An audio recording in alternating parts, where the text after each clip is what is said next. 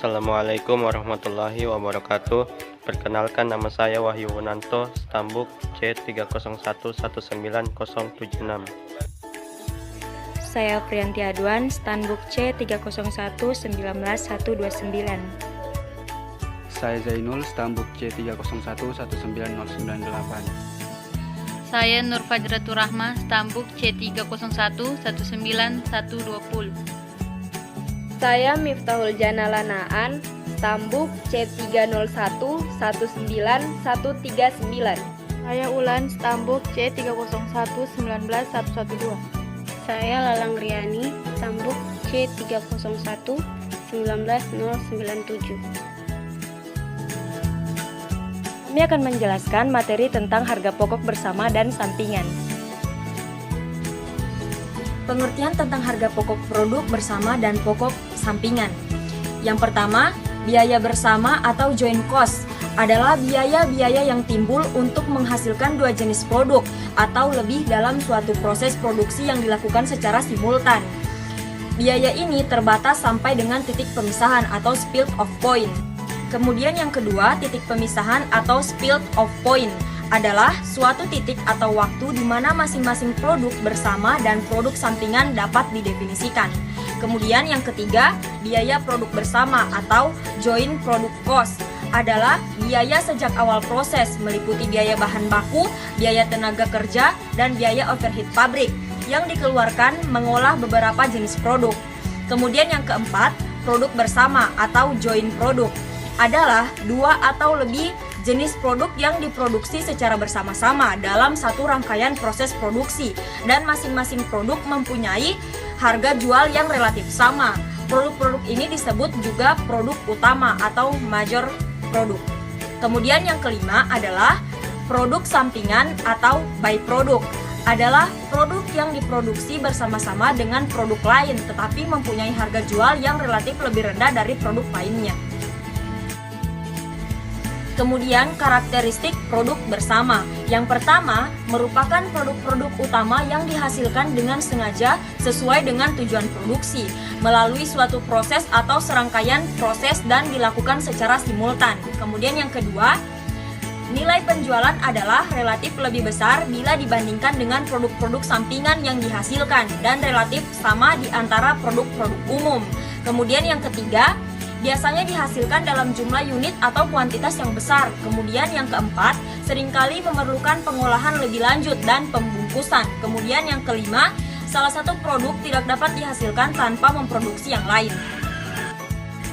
Kemudian ada karakteristik produk sampingan. Yang pertama, dihasilkan bersama dengan produk utama dalam suatu proses atau serangkaian proses tanpa dimaksudkan untuk membuat produk ini.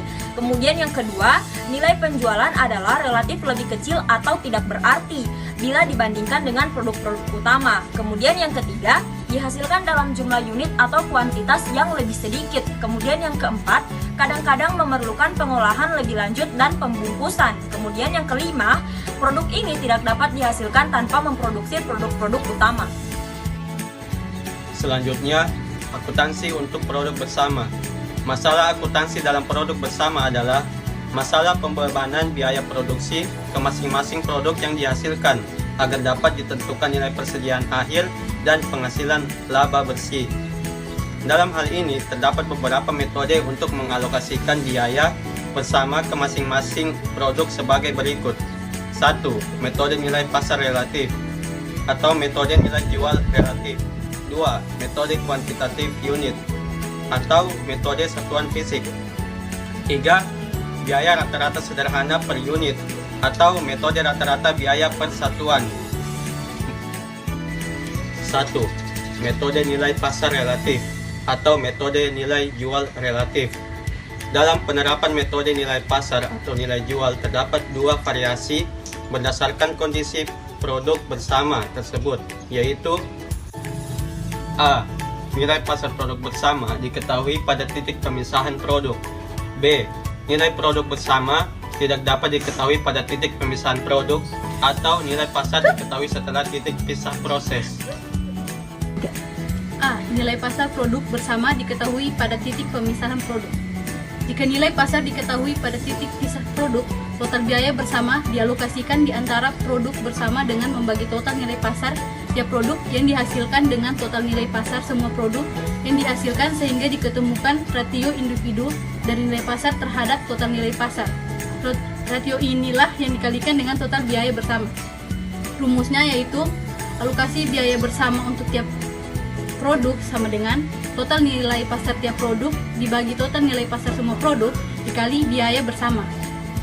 Total nilai pasar tiap produk yaitu unit yang diproduksi tiap produk dikali nilai pasar per unit untuk tiap produk. B. Nilai pasar produk bersama tidak diketahui pada titik pemisahan produk atau nilai pasar diketahui setelah titik pisah proses. Nilai pasar pada titik pisah produk mungkin tidak diketahui, khususnya apabila tambahan proses pengolahan produksi diperlukan untuk menjadikan produk bersangkutan berada pada kondisi siap untuk dijual. Untuk itu, perlu dilakukan sedikit modifikasi atas rumus yang disajikan di atas dengan sebuah nilai pasar yang hipotesis pada titik pisah produk mesti dihitung.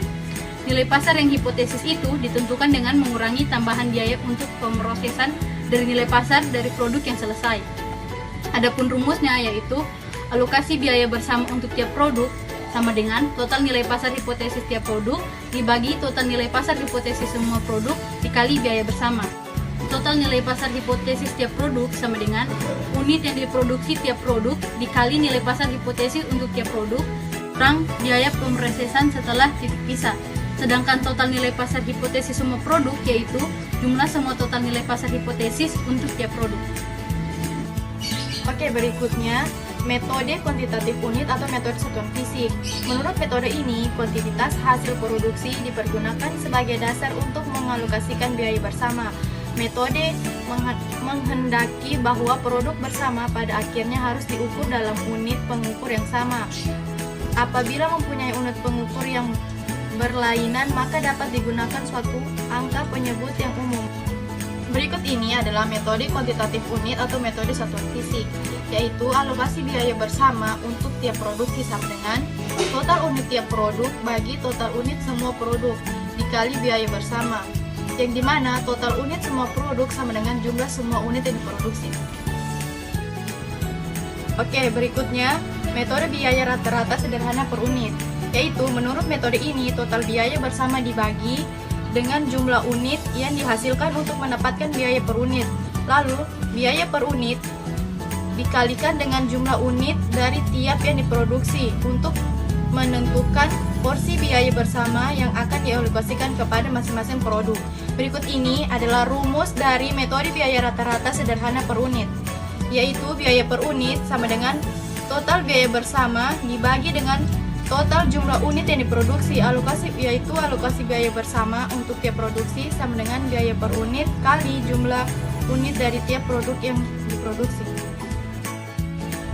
Metode biaya rata-rata tertimbang per unit.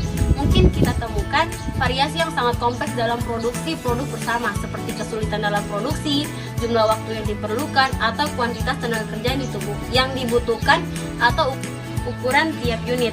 Faktor-faktor yang menunjukkan bobot tiap produk yang didasarkan pada kompleksitas tersebut. Oleh karena itu, harus diperhitungkan untuk memperoleh alokasi yang lebih tepat. Rumusnya yaitu alokasi biaya bersama untuk tiap unit sama dengan total unit rata-rata tertimbang tiap produksi, dibagi dengan total unit rata-rata tertimbang semua produk dikali biaya bersama, yang dimana total unit rata-rata tertimbang tiap produk sama dengan jumlah unit yang diproduksi dikali dengan bobot. Akuntansi untuk produk sampingan. Metode akuntansi yang digunakan untuk memperlakukan produk sampingan dapat dibagi menjadi dua golongan. Yang pertama, metode yang hanya melakukan pencatatan terhadap hasil penjualan produk sampingan tanpa menghitung harga pokok produk sampingan tersebut. Yang kedua, metode yang dibebankan biaya-biaya produksi ke produk utama dan produk sampingan. Pertama, metode tanpa harga pokok atau non-cost method. Dalam metode ini terdapat beberapa cara perlakuan terhadap hasil penjualan produk sampingan, yaitu sebagai berikut. Yang pertama, hasil penjualan produk sampingan diperlakukan sebagai pendapatan lain-lain atau pendapatan di luar usaha. Yang kedua, hasil penjualan produk sampingan diperlakukan sebagai tambahan terhadap hasil penjualan produk utama. Dengan demikian, dalam cara ini, pendapatan usaha akan bertambah. Yang ketiga, hasil produk sampingan diperlakukan mengurangi harga pokok penjualan. Yang keempat, dari penjualan produk sampingan diperlakukan mengurangi total biaya produksi. Yang kelima, nilai pasar produk sampingan dikurangkan ke total biaya produksi. Dua, metode harga pokok atau cost method. Dalam metode ini, biaya-biaya produksi dialokasikan baik ke produk utama maupun produk sampingan. Sedangkan harga pokok produk sampingan ditetapkan sebesar harga beli atau nilai pengganti yang berlaku di pasar. Harga pokok tersebut dikredit perkiraan atau barang dan proses bahan baku.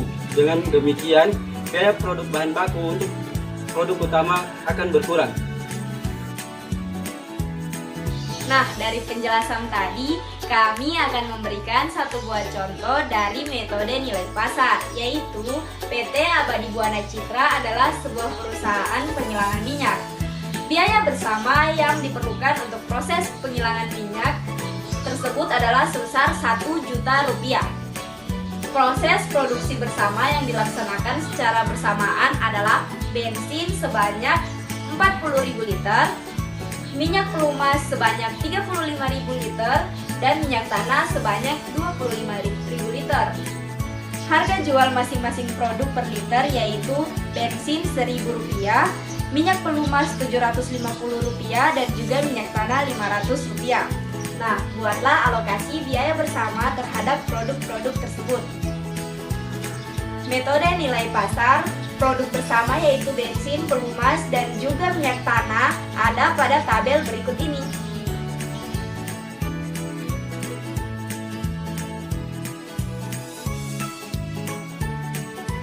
Nah, dari penjelasan dari metode rata-rata biaya persatuan, ada contoh kasus kedua yang telah kami berikan, yaitu PT Abadi Buana Citra adalah suatu perusahaan penggilingan minyak. Biaya bersama yang diperlukan untuk proses penggilingan minyak tersebut adalah sebesar Rp1.000.000. Proses produksi bersama yang dilaksanakan secara bersamaan bensin sebanyak 40.000 liter, minyak pelumas 35.000 liter, dan minyak tanah sebanyak 25.000 liter. Total biaya produksi secara keseluruhan sebanyak 100.000 liter. Berdasarkan data tersebut dapat dihitung biaya produksi rata-rata per liter sebesar Rp10 atau 1 juta dibahagi dengan 1000 liter. Buatlah alokasi biaya bersama terhadap produk tersebut. Nah, untuk perhitungan metode rata-rata biaya persatuan ada pada tabel berikut ini.